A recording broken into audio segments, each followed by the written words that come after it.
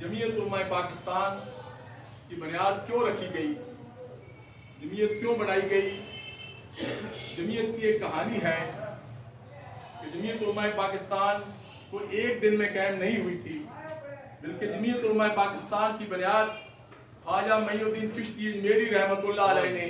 जब हिंदुस्तान में आकर उस दौर में हिंदुओं को मुसलमान किया और शहाबुद्दीन गौरी को ये दावत दी कि आओ, मैंने लोगों के दिलों को फेर दिया है, अब तुम यहाँ आकर इस्लाम की हुकूमत कायम करो, मुसलमानों की हुकूमत कायम करो। जमीयत उलमा पाकिस्तान की बुनियाद उसने रखी गई। फिर से आगे चलकर हजरत मुजद्दिद अल-अफ़सानी रहमतुल्लाह अलैह ने अकबर के सामने खड़े होकर और उसकी उस वक्त का इनकार करके जमीयत उलमा पाकिस्तान किस काम को आगे बढ़ाया। फिर आगे चलकर मौलाना फजल हक खैराबादी रहमतुल्लाह अलैह ने जब इस बड़े सगीर